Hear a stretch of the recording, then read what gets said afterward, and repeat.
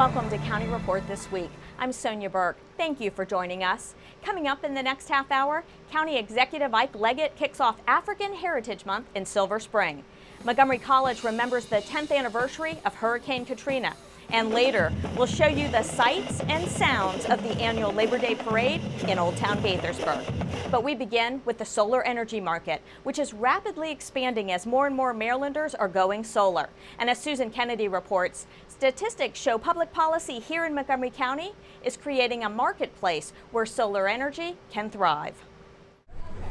We're here today to release a new report which ranks the top solar states across the country. I'm joined today by Councilmember Roger Berliner. Councilmember Roger Berliner was joined by state and local officials to announce a new national report that ranks the state of Maryland number 12 in the nation for total solar power capacity per person. Councilmember Berliner says public policy drives the solar revolution, and Montgomery County has been in the front seat on this issue. We do understand that solar is the foundation of our energy future. We are past the point where this is a granola crunchy crowd. This is fundamental to our future. It saves us on our electricity bills. It helps the planet, and it creates good green jobs. That's a trifecta that we in Montgomery County embrace. Though Maryland has less land and sunshine than states like Florida and Texas, a strong commitment to clean energy policies has enabled this ranking to surge. And in Montgomery County, the Environmental Protection Agency ranks Montgomery County 5th in the nation for local governments that purchase clean energy. We passed legislation that said to our county, we will buy 100% renewable energy. And at the time, the county budget people were a little nervous. Oh, how much will this cost us? We saved money by buying renewable energy over what we would have paid Pepco. We saved money, and we are now carbon neutral as a county. That's a big deal. This commitment to sustainability is also shared by county residents and businesses. I received an update from the Department of Permitting Services this morning that indicates that the application for solar permits has tripled in the last year. In FY14, the Department of Permitting Services received almost 550 solar permits. In the current fiscal year, that number is 1,582 permits and shows signs of growing. That shows a commitment not only on the part of the government, but businesses in the community, a commitment to renewable and clean energy. And there are economic benefits to the use of solar as well. John McCann is the president of Legatus 6, a local company that supports the county in its efforts to embrace solar and energy efficiency. The solar business mitigates the negative economic impact of global warming. It creates a more stable grid.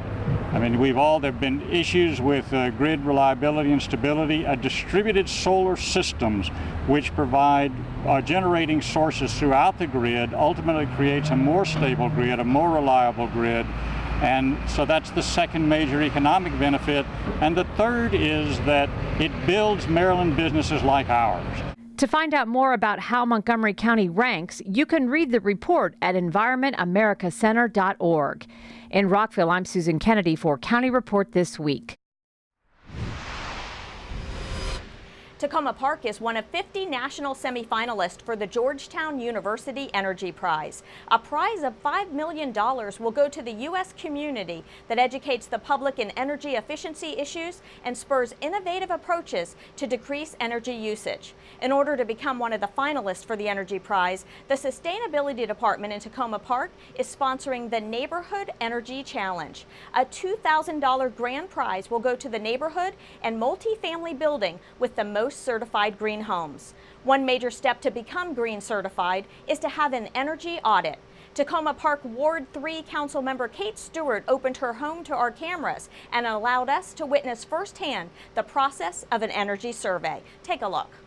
We're going to do a comprehensive energy audit. Really, we're looking at your house as a system, how all the different parts of it interact with each other and how we can make your house more efficient, comfortable, and improve the air quality. We want to know how leaky your house is. We want to know how well insulated it is. We also want to make sure that your appliances, like your gas appliances, your furnace, your water heater, your oven, are all properly operating. We're going to do some tests which we call our combustion safety tests, because we want to make sure that they're not producing any dangerous levels of gases like carbon monoxide, and that gas is actually being sent out of the house. I'm just going to do is quickly scan the house, looking at all these areas and looking for temperature differences. You see that darker color? There's this one little strip, like maybe the insulation got pushed up or pushed on the side somehow. But this may well be one of the reasons why it's so cold in here. We want to find all the air leaks and fix as many of them as possible. This fan here will pull air out of the house, and we have sensors here with this device which will measure how much leakage you have in your house. Let's see how leaky this house is. I feel a lot of air coming. Yeah, a lot. Do you feel it? I Do you feel the draft? Yes. I can feel it. Yes, this is a huge amount of air. Wow. And most likely the damper is open on here. That's the first thing. So that's an easy fix. But even with the damper closed, it's probably still leaky. So we'll just take a look up here. And certainly that's wide open. So there's ways to make this even better. There's devices you can put in here to make it nice and airtight. Just put your hand up there and feel the air. Oh, wow. Oh, my gosh. That is a lot of air. Check this out. Look at all of that smoke. It's just being blown down like that. You put an addition on your house, right? Yes. So this was an exterior wall of the house, and then everything this way is new construction, right? When this was built here, it wasn't made airtight. There's easy ways to fix that, simply by just caulking this area here and just filling all this in, but it can make a real difference in terms of the amount of air leakage that you're experiencing here. I can just feel it here. Yeah. I don't even have to put my hand there. I can feel You the feel it air all the way standing there. Here. Yeah, and I can feel it behind me as well. Pocket doors are typically a real problem. It's so hard because they have to be framed in such a large area, but they weren't sealed around it. We'll provide you with a report that summarizes the findings. We'll spell out in very, very detailed form each measure that we recommend in the house. Once you've completed the work in the house, we'll come back and we'll retest the house. Sound good? Yeah, I'm excited. Excellent. If you're a county resident, you can find out more about home energy audits at mygreenmontgomery.org. The annual Maryland Hispanic Business Conference was held this week at the Bethesda North Marriott, and Maryland Lieutenant Governor Boyd Rutherford told the crowd that Governor Hogan's administration is focused on economic development. Our mission in the Hogan-Rutherford administration has been and will continue to be economic development. And the key to that development, of course, is the small and minority business community. While we will and everyone will focus in many cases on our large businesses and making sure that they stay in the state, that they expand in the state, we know that the real job creators and the growth is going to occur in the small business communities.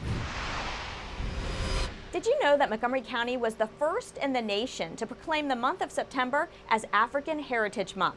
County Executive Isaiah Leggett helped kick off the month at a special celebration in Silver Spring, hosted by the Montgomery County African Affairs Advisory Group. Because many of the things that you want, in addition to the obstacles, in many ways similar to everything else that everyone else is seeking. To have access to better jobs, quality schools, communities that are safe, and to provide for your families. That's something that we all share. And with the leadership that we have here and the commitment of the leadership around this county, we are making progress, but we still have a great deal of progress to go. The county executive was joined by County Council member Roger Berliner at this celebration. You can find out more about African Heritage Month and upcoming events this month on the county's website. Coming up on County Report this week, we'll tell you about the county's bicycle master plan and how you can provide your feedback on the county's bicycle network this month. And I'm the Planning Department's Bridget Suiso. The Rock Spring Master Plan recently kicked off. We'll have the full recap when County Report this week continues. As a new American, I didn't know how to find a good job, start a business, get insurance, or legal advice. Further my education. Find affordable housing for my family. It is very hard. That's why we have the New Americans Expo. This informational fair will take place on October 4th from noon until 6 at the Civic Building in Silver Spring, Maryland. Come and explore. You'll find all the information you need to succeed as a new American. Hope to see you there. Did you know there are more than 10,000 county government phone numbers? But there's only one number you need to remember for non-emergency calls, 311. MC311 is Montgomery County government's online telephone information system. Need information? Have a problem or complaint? Trying to locate a county government facility? Call 311. The call center is open Monday through Friday, 7 a.m. to 7 p.m. The website is available 24 hours a day, 7 days a week. Welcome back to County Report This Week. I'm Sonia Burke. The Rock Spring Master Plan covers the North Bethesda area, bordered by the I-270 spur, Westlake Drive, and Democracy Boulevard. And the plan specifically looks at revitalizing a typical suburban office park. Bridget Suisho joins us with the latest on the plan. Bridget? That's right, it was a packed house at Walter Johnson High School as the Rock Spring Master Planning team kicked off their work on reimagining Rock Spring. Now, this is only the start of an intensive effort to look at the aging office park and determine how best to accommodate growth. Sort of model, isn't it? This is our very first meeting on the master plan, so we are at the very beginning of the process. And I think that we heard a lot of good ideas and information from the community. We certainly heard their concerns, especially about schools. And I think that we have a lot of information to help inform us as we move forward. We're very happy to work with the community tonight. It turned out to be a great event. We listened to their voice regarding their concerns, their ideas, and their overall vision for the future of Rock Spring, and that'll serve to provide a structure for the overall master plan.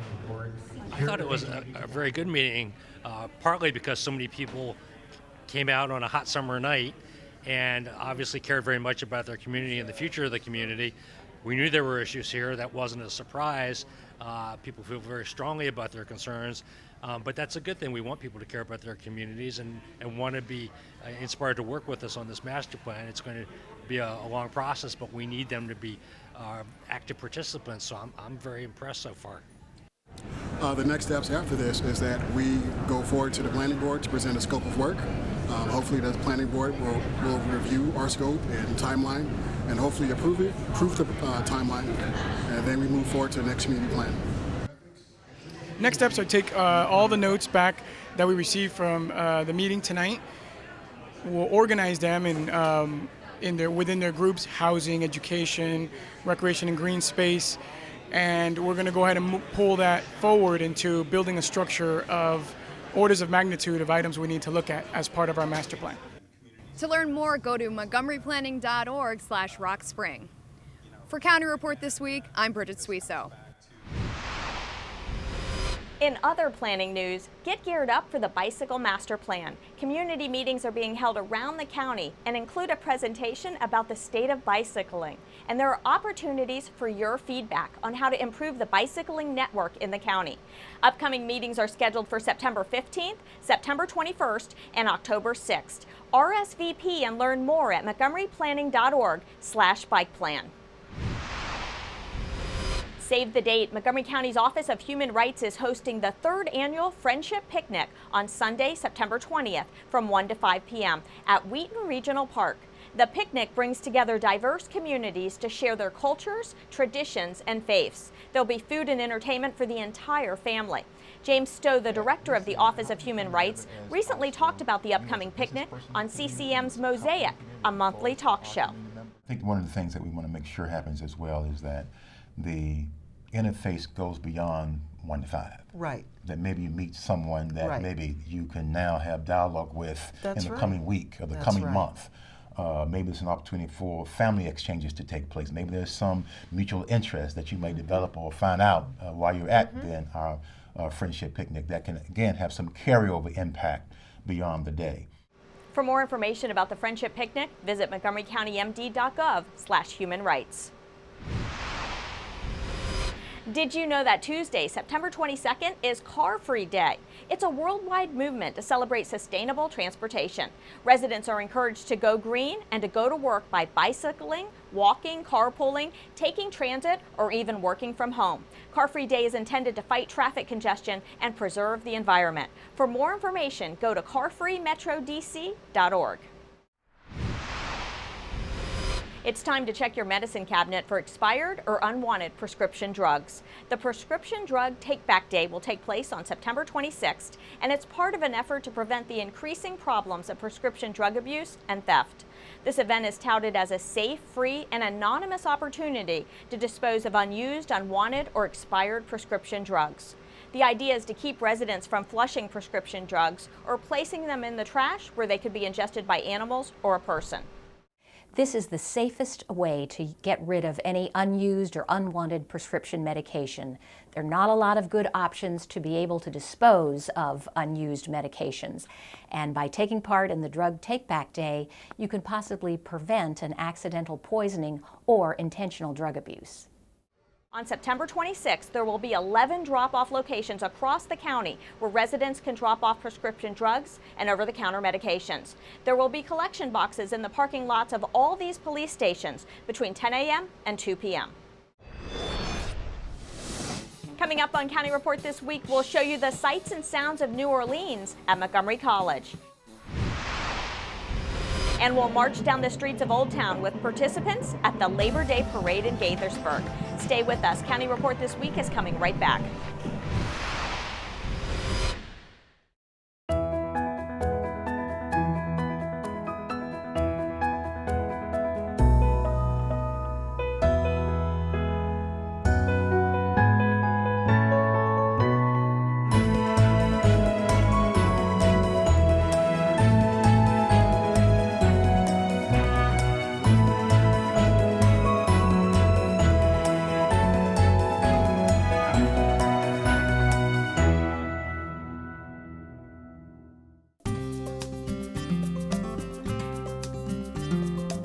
Hello, I'm County Executive Ike Leggett with an invitation to all of our residents. Our public libraries educate and entertain residents of all ages, backgrounds, and interests. But we want to know how we can improve and are asking you to help us create the best possible 21st century library system. What do you want to see in your library? What can we do better? Join me and other residents at the Library of the Future Summit, Thursday, September the 24th, and give us your thoughts. Every voice matters. Libraries matter. Welcome back to County Report this week. I'm Sonia Burke. It's been 10 years since Hurricane Katrina struck the Gulf Coast of the United States, and Montgomery College has not forgotten those impacted by the storm. MCTV's Stan Jones reports. On August 29, 2005, nature reminded us just how vulnerable we are when a Category 4 hurricane named Katrina hit the shores of New Orleans. I remember being in Congresswoman Maxine Waters' office with people that were 85, 75 years old, residents, and watching them cry and beg for food and for water, for help. And it left such an impression on me that I said, from this day forward, I will always teach Hurricane Katrina the rest of my life. 2 years ago, for the first time in my teaching career, a student said to me, "What's Katrina?" At that moment, right after that class, I walked into Professor Bess Vincent, a colleague of mine who was also a victim of Hurricane Katrina. I walked into her office and said, "We've got to do something." With most storms, we all evacuated. And I recognize that my story is different than others because I was fortunate enough to evacuate. But my house did take 5 feet of water, and there was several months of displacement and many unknowns. This isn't an event that's really made a real impact in their lives in knowing what it was, the implications, the impacts of Hurricane Katrina. And so my colleague Vin and Tanya and I saw an opportunity to do some education here with this 10-year commemoration. What we first did here was we had a street fair, and it was not a party, but it was a way we wanted to celebrate the resilience, the courage, the strength of the actual citizens of New Orleans, their culture, their music, everything their food that we love about New Orleans that survived, and we wanted to celebrate that first in addition to our film festival and our art exhibit that we have here, and of course our panel discussion tonight. No, I just stopped crying a couple of years ago. I did own a home and a car and a dog.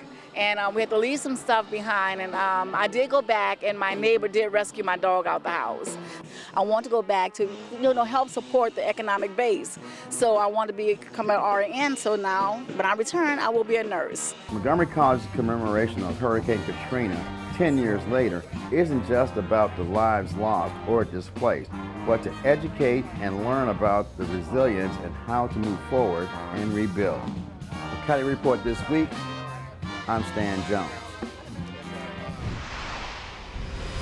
A contractor for the Maryland State Highway Administration recently conducted an environmental survey to assess the bat population in an area near the designated route of the Brookville bypass. Biologists were looking for the northern long-eared bat, a threatened species.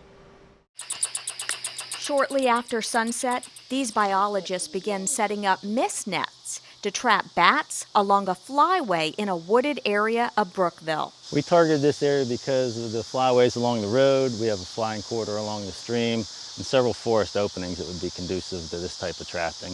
Their work is part of an environmental survey to assess the bat population near the designated route for the Brookville bypass. We are looking for a recently listed threatened species known as the northern long-eared bat. That bat has been recently declared threatened by the Endangered Species Act. On 2 consecutive nights, these biologists capture over a dozen bats in Brookville, 13 big brown bats and 2 red bats. Do you know the species, do you think? Yeah, it's going to be a juvenile big brown, yeah. They also netted a barred owl. All of the bats are carefully measured and photographed before being released back into the wild.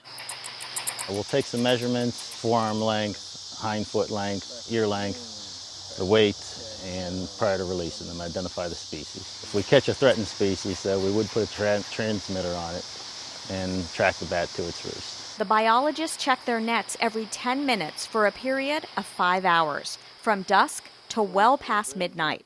We've talked to a lot of folks in the area, just telling them what we're doing, getting some landowner contacts and coordination, and they say they see bats all over the place, so we're sort of finding the same thing. At this location, the biologist said there was no sign of the northern long-eared bat, and that's not surprising. It was once a common species up until the point of white nose syndrome. Once the survey is complete, results are sent to U.S. Fish and Wildlife for review. For County Report this week, I'm Sonia Burke. He just doesn't like being held. Those biologists also conducted an acoustical bat survey in Gaithersburg near the I-270 Walkin Mills Road interchange project. The official results from both of these bat surveys are not yet complete. And here's an invite for county teens. Those who like to write now have a chance to develop their writing skills through the Teen Writers Club that has been formed at the Silver Spring Library. The workshop is open to teen writers aged 13 to 18 and will meet twice a month on alternate Thursdays, beginning at 6:30 p.m.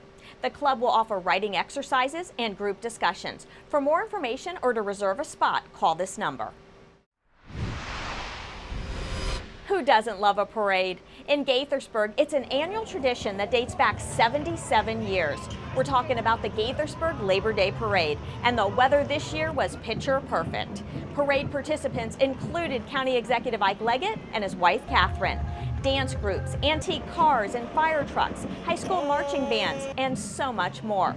Hundreds of people lined the streets of Old Town for a front row seat for this popular parade. If you miss the fun, there's always next year. The Taste of Bethesda returns on Saturday, October 3rd from 11 a.m. to 4 p.m. and will bring more than 50 restaurants and 5 stages of entertainment to Bethesda's Woodmont Triangle. More than 45,000 attendees enjoy Taste of Bethesda each year. Admission to the Taste of Bethesda is free. Tickets will be sold on site to taste different foods. Tickets are $5 for 4 tickets, and a serving costs 1 to 4 tickets. The event is located 3 blocks from the Bethesda Metro Station.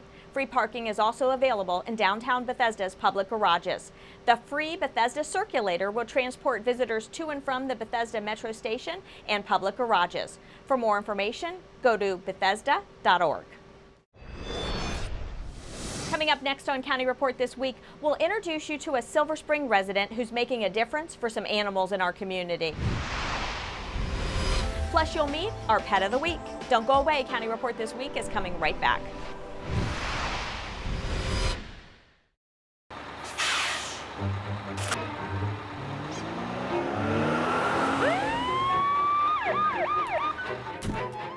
Hey, mister, down here.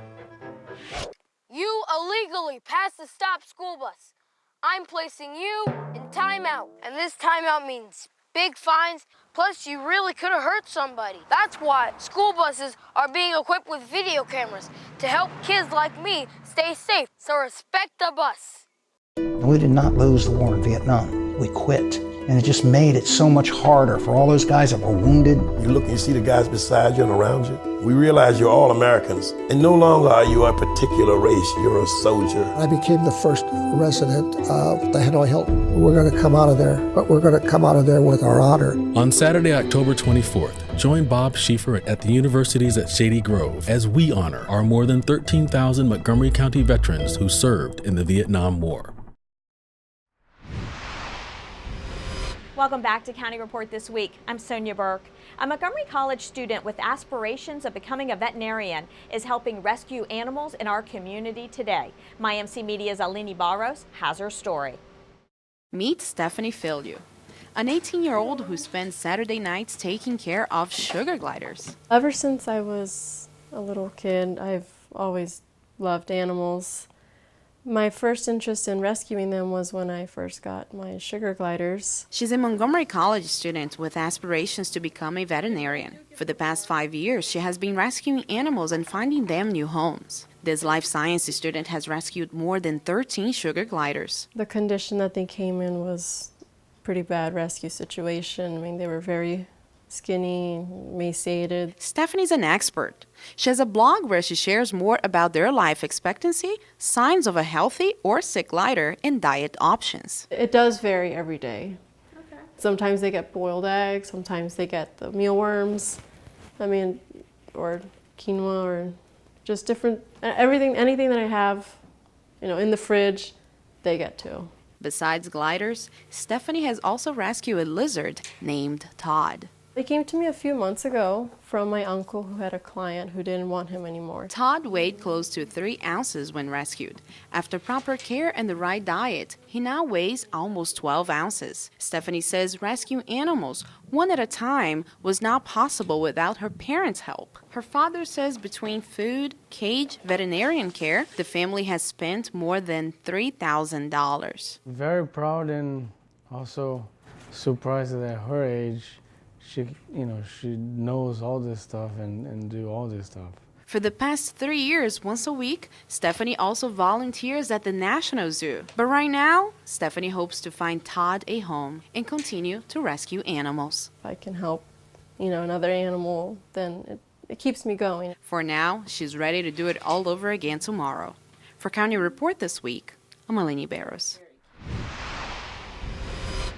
Now it's time to meet our Pet of the Week. Kathy Stanhope joins us from the Montgomery County Animal Services and Adoption Center with more. Kathy?